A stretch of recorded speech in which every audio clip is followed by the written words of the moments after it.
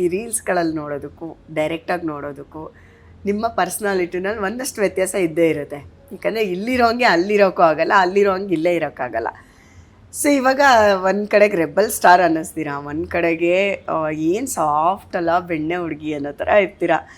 But college ಡೇಸಲ್ಲಿ ಹೆಂಗಿತ್ತು? ಯಾರಾದರೂ ಪ್ರಪೋಸ್ ಮಾಡಿದ್ದಿದೆಯಾ? ಅಥವಾ ಹೆಂಗಿತ್ತು? ಹುಡುಗರು ಎದುರುಕೊಳ್ಳೋರ ಹತ್ರ ಬರೋಕ್ಕೆ ನೀವು ಅವಾಗಲೂ ರೆಬಲ್ ಸ್ಟಾರೇ ಇದ್ರಾ, ಲೇಡಿ ರೆಬಲ್ ಸ್ಟಾರು, ಅಥವಾ ಏನು ಸಾಫ್ಟಾಗಿ ಇಲ್ಲ ಓಕೆ ಓಕೆ ಥರ ಇದ್ರಾ? ನನಗೆ ಆ್ಯಕ್ಚುಲಿ ಹೇಳಬೇಕು ಅಂತಂದರೆ ನಮ್ಮದು ಹುಡುಗಿರ್ ಕಾಲೇಜು, ಹುಡುಗಿರ್ ಸ್ಕೂಲು, ಅಲ್ಲೇ ಜಾಸ್ತಿ ಹುಡುಗರು ಬರೋದು. ಅಲ್ಲೇ ಜಾಸ್ತಿ ಹುಡುಗರು ಬರೋದು. ಮೌಂಟ್ ಕಾರ್ಮಲ್ ಕಾಲೇಜ್ ಮುಂದೆಗಡೆ ಎಷ್ಟು ಜನ ಹುಡುಗರು ಇರ್ತಾರೆ ಗೊತ್ತಾ? ಅದು ಕರೆಕ್ಟ್. ಅದಕ್ಕೆ ಕೇಳಿದ್ದು, ಅದು ಕೋಯೆಡ್ಡೇ ಇರಬೇಕು ಅಂತ ಏನು ರೂಲ್ಸ್ ಇಲ್ಲ. ಬಟ್ ಏನಾಗೋಗಿತ್ತು ಆ ಟೈಮಲ್ಲಿ, ನಾನು ಜಾಸ್ತಿ ನನ್ನ ಕಾಲೇಜ್ ಫ್ರೆಂಡ್ಸೇ ಇಲ್ಲ ಜಾಸ್ತಿ, ಒಬ್ಳೆ ಫ್ರೆಂಡ್ ಇದ್ದಿದ್ದು. ಅದು ಯಾಕೆ ಅಂತಂದ್ರೆ ನಾನು ಅದೇ ಈ ಆಂಕರಿಂಗು ಡ್ಯಾನ್ಸು ಇದ್ರಲ್ಲೇ ಬ್ಯುಸಿ ಇರ್ತಾ ಇದ್ದೆ. ನಾನು ಜಾಸ್ತಿ ಫ್ರೆಂಡ್ಸ್ ಜೊತೆ ಆಚೆ ಹೋಗೋದು, ಫಿಲಮ್ಗೆ ಹೋಗೋದು ಅದೆಲ್ಲ ಏನು ಮಾಡೇ ಇಲ್ಲ. ಡ್ಯಾನ್ಸ್ ಹೆಂಗ್ ತುಂಬಾ ಹೆಕ್ಟಿಕ್ ಶೆಡ್ಯೂಲ್ ನನ್ಗೆ ಅವಾಗ್ಲಿಂದ ಹೆಕ್ಟಿಕ್ ಶೆಡ್ಯೂಲೇ ಇರ್ತಿತ್ತು. ಬೆಳಗ್ಗೆ 6 ಗಂಟೆಗೆ ಡ್ಯಾನ್ಸು, ಅಲ್ಲಿಂದ ಕಾಲೇಜು, ಅಲ್ಲಿಂದ ಹೋಗು ಸುವರ್ಣ ಇಲ್ಲ ಕಸ್ತೂರಿಯಲ್ಲಿ ಆಂಕರಿಂಗು, ಅಲ್ಲಿಂದ ಮತ್ತೆ ಡ್ಯಾನ್ಸು ಗೋಕುಲ್ ಅವ್ರದ್ದು ಟೀಮ್ ಅಥವಾ ಹರ್ಷ ಮಾಸ್ಟರ್ ಟೀಮ್ಗೆ, ಅಲ್ಲಿಂದ ಮತ್ತೆ ಮನೆಗೆ ಬರೋಷ್ಟೊತ್ತಿಗೆ 9 ಗಂಟೆ. ಸೊ ಈ ತರ ಇರ್ತಿತ್ತು ನನ್ನ ಶೆಡ್ಯೂಲು. ಸೊ ಅಲ್ಲಿ ನಮ್ಮ ಕಾಲೇಜಲ್ಲಿ ಬಾಯ್ ಫ್ರೆಂಡ್ ಗಿಫ್ರೆಂಡ್ ಆ ಥರದ್ದಿಲ್ಲ. ಬಟ್ ಡ್ಯಾನ್ಸ್ ಗ್ರೂಪಲ್ಲಿ ಪ್ರಪೋಸ್ ಮಾಡಿದ್ರು ಅಫ್ಕೋರ್ಸ್. ಬಟ್ ನಂಗೆ ಅದೇ ಅಗೇನ್ ಹೆಕ್ಟಿಕ್ ಇರ್ತಾ ಇತ್ತು ಶೆಡ್ಯೂಲ್ಸು, ಆ್ಯಂಡ್ ಫ್ಯೂಚರ್ ಏನು ಮಾಡಬೇಕು ಅದೆಲ್ಲ ಗೋಲ್ಸ್ ಜಾಸ್ತಿ ಇತ್ತು. ಸೊ ಮೇ ಬಿ ಅದಕ್ಕೆ ಐ ಡಿಂಟ್ ಗೆಟ್ ಇನ್ವಾಲ್ವ್ಡ್. ಅಷ್ಟೊತ್ತಿಗೆ ನನ್ನ ಗಂಡ ಅವಾಗಿನ ಬಾಯ್ ಫ್ರೆಂಡ್ ಸಿಕ್ಬಿಟ್ಟು ಆಲ್ರೆಡಿ ಪ್ರಪೋಸ್ ಮಾಡಿಬಿಟ್ರು. ಅದೊಂದು ಜಲಕ್ ಬರ್ಬೇಕಪ್ಪ ನಮ್ಮ ಎಪಿಸೋಡಲ್ಲಿ. ಅದಿಲ್ಲ ಅಂದರೆ ಇನ್ಕಂಪ್ಲೀಟ್ ಆಗಿಬಿಡುತ್ತೆ. ವರುಣ್ ಅವ್ರು ಎಲ್ಲಿ ಸಿಕ್ಕಿದ್ರು, ಹೆಂಗೆ ಸಿಕ್ಕಿದ್ರು, ಹೆಂಗಾಯ್ತು ಇದೆಲ್ಲ ಆಕ್ಸಿಡೆಂಟು? ಸೊ ನಾನು ಅವಾಗ ಅದೇ ಸೈನ್ ಮಾಡಿ ಮುಗಿಸಿರೋ ಟೈಮಲ್ಲೇ, ಸೊ ಕಾಲೇಜು ಕೂಡ ಆವಾಗಲೇ ಮುಗ್ದಿತ್ತು. ನನ್ನ ಕಾನ್ವೊಕೇಶನ್ ಕೂಡ ಆಗಿರಲಿಲ್ಲ, ಹಾಲಿಡೇಸು, ಡಿಗ್ರಿ ಮುಗಿಸಿರೋ ಹಾಲಿಡೇಸು. ಸೊ ಆ ಟೈಮಲ್ಲೇ ಮಿಸ್ KSIC ಅಂತ ಒಂದು ಬ್ಯೂಟಿ ಪ್ಯಾಜೆಂಟ್ ನಡೀತಾ ಇತ್ತು ಮೈಸೂರು ಸಿಲ್ಕ್ದು. ಸೊ ಅದರಲ್ಲಿ ನಾನು ಕಂಟೆಸ್ಟೆಂಟು, ಅವರು ಆರ್ಗನೈಸ್ ಮಾಡ್ತಾಯಿದ್ರು. ಸೊ ಆ ಟೈಮಲ್ಲಿ ಅವ್ರು ನನ್ನ ಮೀಟ್ ಮಾಡಿದ್ದು. ಆ್ಯಂಡ್ ಆವಾಗ ಆರ್ಕೂಟ್ ಅಂತ ಇತ್ತು, ಇನ್ಸ್ಟಾಗ್ರಾಮ್ ಫೇಸ್ಬುಕ್ ಏನೂ ಇಲ್ಲ, ಆರ್ಕೂಟ್ ಅಂತ ಇತ್ತು. ಸೊ ನನ್ನ ಫೋಟೋಸ್ ಎಲ್ಲ ಅವ್ರ ಹತ್ರ ಇತ್ತು, ಅಂದರೆ ಆ ಪ್ಯಾಜೆಂಟಲ್ಲಿ ನನ್ನ ಫೋಟೋಗ್ರಾಫ್ಸ್ ಎಲ್ಲ. ಸೊ ಅದನ್ನು ಕಳಿಸಿದ್ರು, ಈ ಥರ ನನ್ನ ಹತ್ರ ಫೋಟೋಸ್ ಇದೆ ನಿಮ್ಮದು ಆ ಥರ ಅಂತ ಹೇಳಿ. ಸೊ ಆಯಿತು ಅಂತ ನನಗೆ ಖುಷಿ, ಆಬ್ವಿಯಸ್ಲಿ ಅವ್ರು ಇಂಪ್ರೆಸ್ ಮಾಡೋದಕ್ಕೆ ಅದನ್ನು ಕಳಿಸ್ತಾ ಇದ್ರು. ಸೊ ನನಗೆ ಫುಲ್ ಖುಷಿ ಆಗೋಯ್ತು, ಓ ನೋಡಪ್ಪ ಎಲ್ಲ ಕಲೆಕ್ಟ್ ಮಾಡಿ ಕಳಿಸಿದನಲ್ಲ ಹುಡುಗ ಅಂತ. ಆಮೇಲೆ ಅದೇ I wanted to meet you ಅಂತ ಹೇಳಿದ್ರು.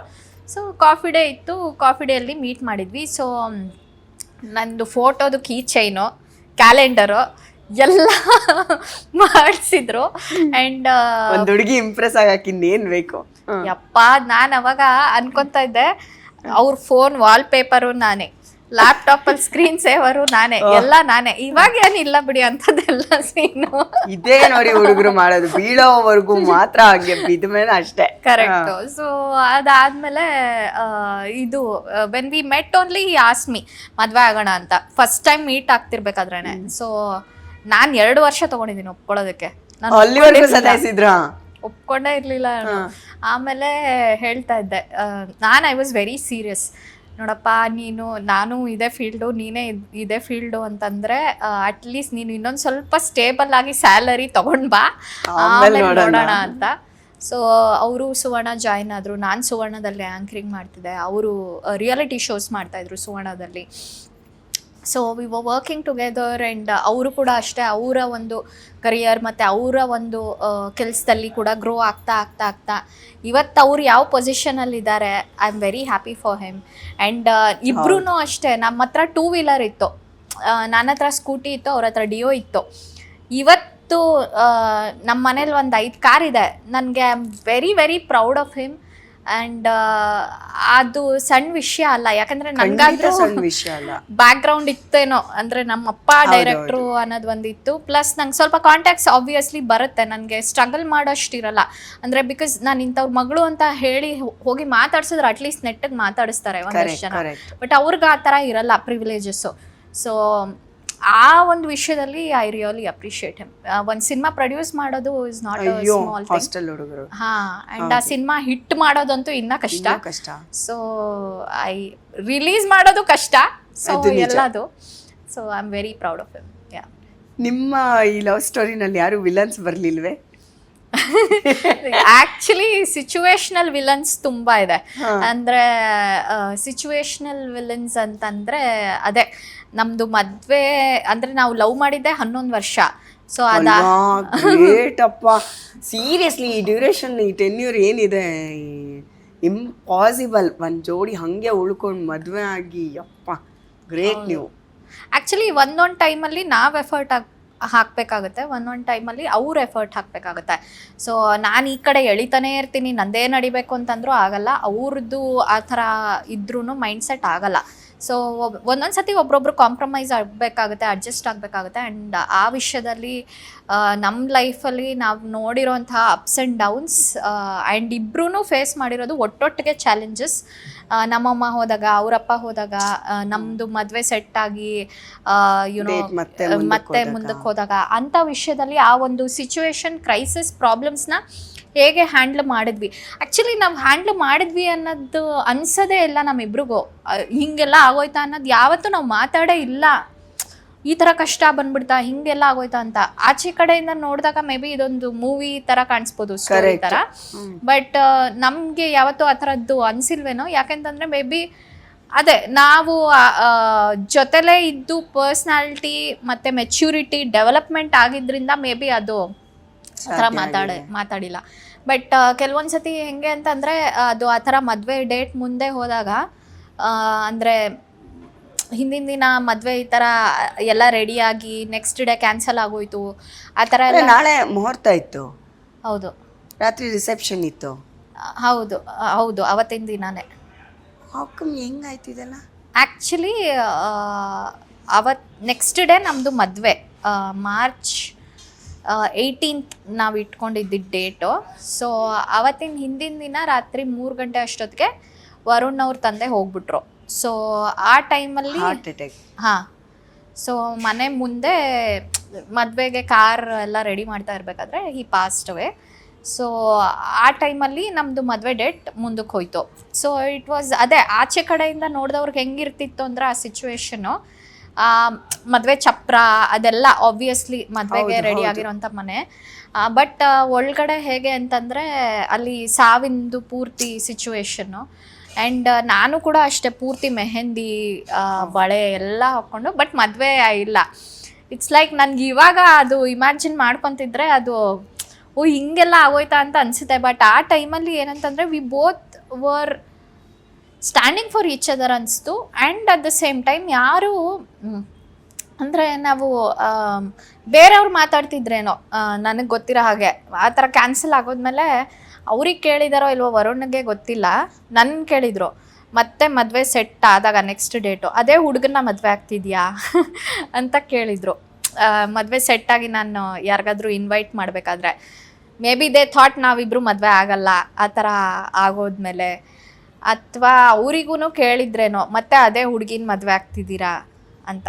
ಸೊ ಆ ಥರ ಎಷ್ಟೊಂದು ಯೋಚನೆ ಮಾಡಬೇಕಾದ್ರೆ ಯುನೋ ಹೆಂಗೆ ನಾವಿಬ್ಬರು ಅಂಥ ಸಿಚುವೇಶನ್ಗಳನ್ನ ಹ್ಯಾಂಡ್ಲ್ ಮಾಡಿದ್ದೀವಿ ಅನ್ನೋದು ಇವಾಗ ನೆನೆಸ್ಕೊಂಡ್ರೆ ಎಷ್ಟು ಸ್ಮೂದಾಗಿತ್ತು. ಮೇ ಬಿ ಬಿಕಾಸ್ ನಾವು ಜೊತೆಲೇ ಇದ್ವಿ ಯಾವಾಗಲೂ.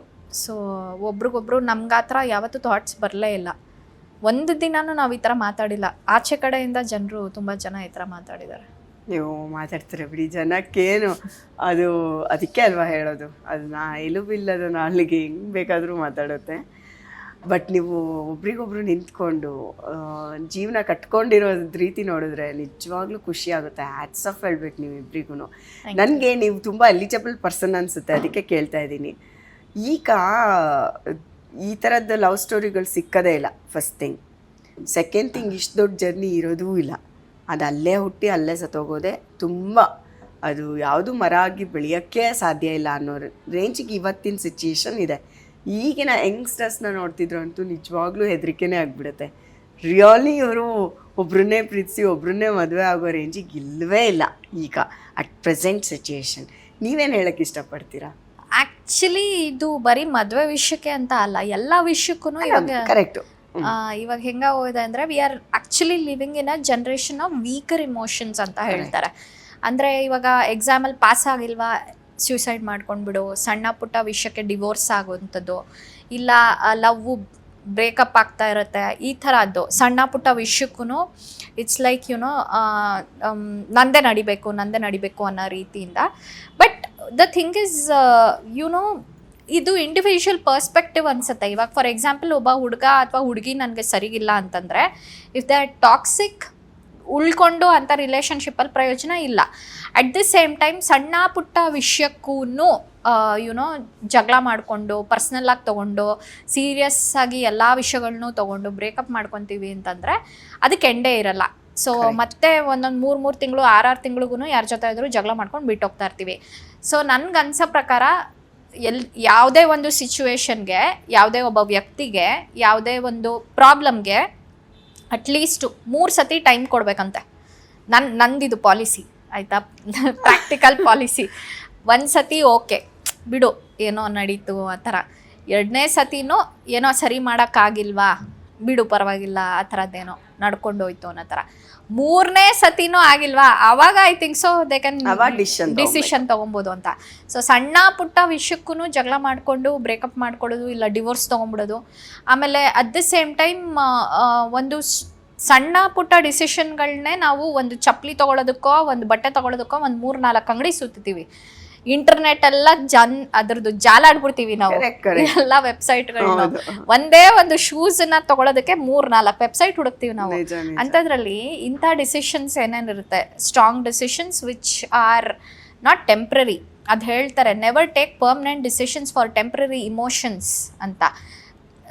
ಕೋಪದಲ್ಲಿ ಡಿಸಿಷನ್ಸ್ ತೊಗೊಳೋದು, ತುಂಬ ಅತಿಯಾಗಿ ಖುಷಿಯಾದಾಗ ಡಿಸಿಷನ್ಗಳು ತೊಗೊಂಡ್ಬಿಡೋದು, ಆ ಥರ ಎಲ್ಲ ಮಾಡಿದಾಗ ಇಂಥ ಪ್ರಾಬ್ಲಮ್ಗಳನ್ನ ಫೇಸ್ ಮಾಡಬೇಕಾಗುತ್ತೆ. ಸೊ ವೆರಿ ವೆರಿ ಕ್ಲಿಯರ್ ಕಟ್ಟಾಗಿ ಯೋಚನೆ ಮಾಡಿಕೊಂಡು ಡಿಸಿಷನ್ಗಳನ್ನ, ಎಸ್ಪೆಷಲಿ ಮದುವೆ ಅಂಥ ಡಿಸಿಷನ್ ಅಂತೂ ತುಂಬ ತುಂಬ ಇಂಪಾರ್ಟೆಂಟ್ ಲೈಫಲ್ಲಿ.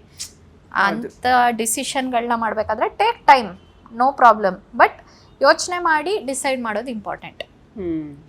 ಯಾರು ವಿಲನ್ಸ್ ಇರಲಿಲ್ಲ ಅಂದರೆ ಆಯಾ ಟೈಮಿಗೆ ಒಬ್ಬೊಬ್ರು ವಿಲನ್ಸ್ ಬಂದಿದ್ರು ಅಂದ್ರಿ, ಅದ್ರಲ್ಲಿ ಒಂದಷ್ಟು ಎಕ್ಸಾಂಪಲ್ ಹೇಳ್ಬೋದು ನಮಗೆ? ಆಕ್ಚುಲಿ ನಮಗ್ ನಾವಿಬ್ರೆ ವಿಲನ್, ಇನ್ಯಾರು ಅಲ್ಲ. ಅಯ್ಯೋ ಸೋ ಸ್ವೀಟ್.